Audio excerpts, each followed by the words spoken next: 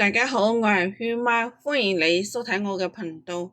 我哋都知道包裝嘅食品都會寫明保質期，有啲係幾日，有啲係幾個月，有啲時間更加長，甚至都會達到數年。但冇以為保質期就係安全期，咁只係未開封狀態下嘅一種承諾。一旦你打開咗個蓋或者撕開包裝，空氣入邊嘅細菌啊、氧氣啊同水氣即刻繼續先登，偷偷嘅流進去，速度之快，絕對比你上嘅嗰一口仲要快好多。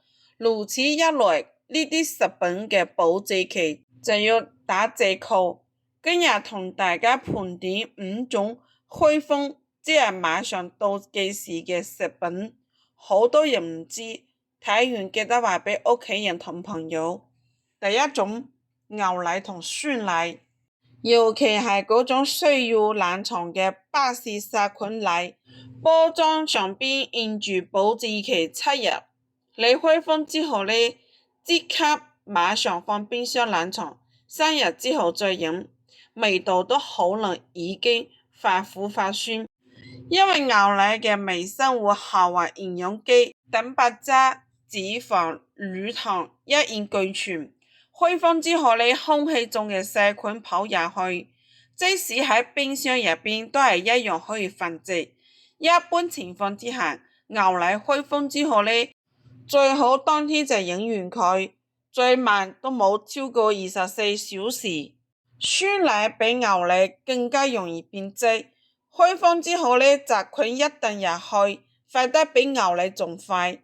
你可能會發現加熱嘅酸奶表面會出現一啲淡黃色嘅水，咁就係乳清嚟嘅。雖然唔代表壞咗，但係口感已經大打折扣。假如你之前用嘅係唔乾淨嘅匙羹挖角，酸奶好有可能幾個小時之內就會變質。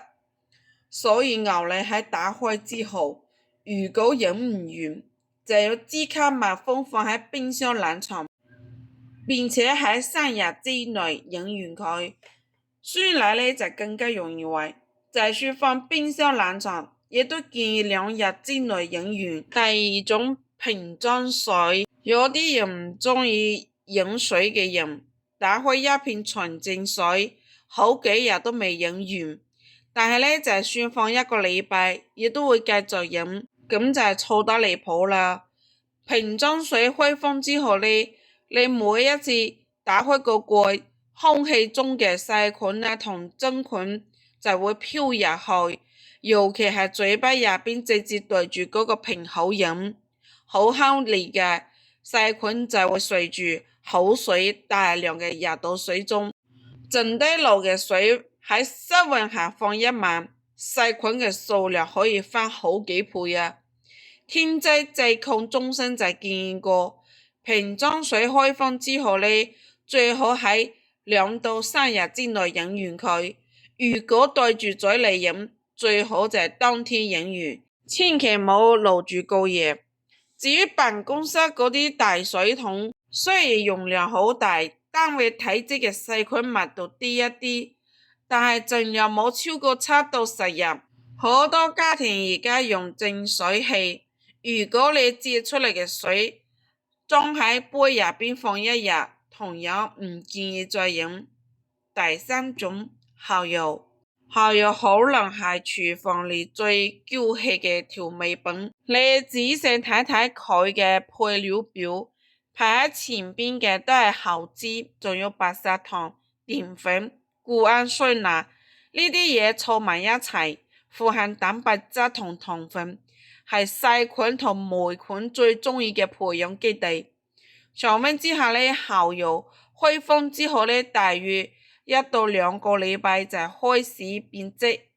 一個明顯嘅信號就係你再次擰開嗰陣時，嗰個瓶蓋就會聽到一聲砰，有啲氣體衝出嚟，咁就係話明入邊啲微生物已經大量嘅繁殖啦。你可能睇唔出霉斑，但係味道都係變酸變稀，最後呢先長出一層白毛，好多人聞出嚟繼續用嚟炒餸，結果呢，成盤餸都會帶住一股怪味。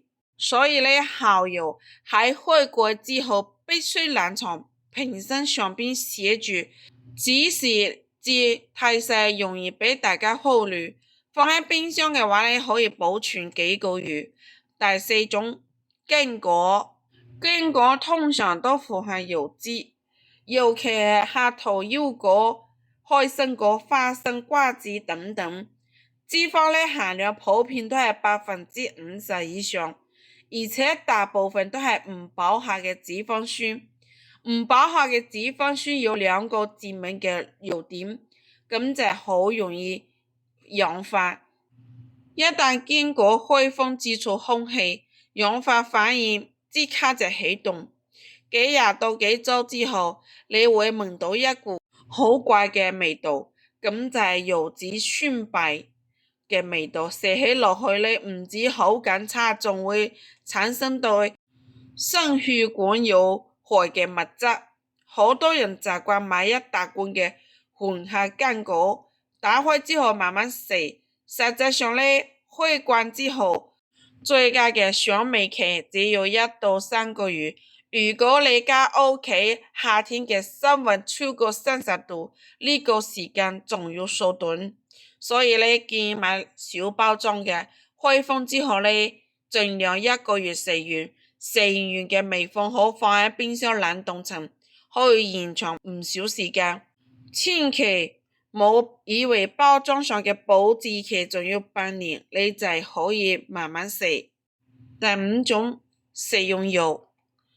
食用油嘅問題呢，好似堅果，而且更加隱蔽。你每日炒餸都喺度用，但係好少注意到佢幾時開始變質。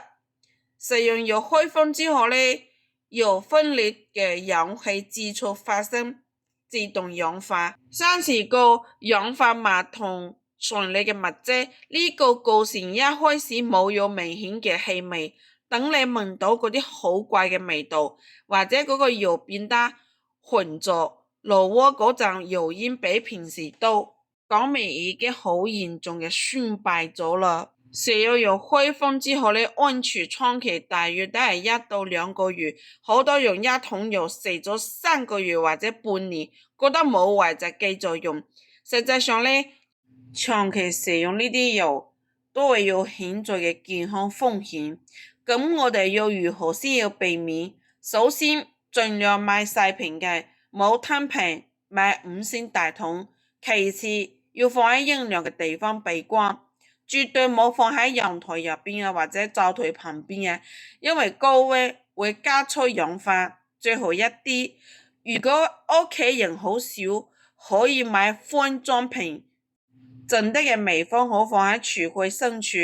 睇完呢個視頻，相信你心中都有答案啦。以後冇盯住包裝上嘅保質期啦，嗰個日期呢係冇要開封嘅前提之下嘅保質期，但係你打開之後呢，呢個保質期就冇效啦。好啦，今日嘅視頻就到喺度，好多謝你嘅耐心睇，我哋下一個視頻見啦。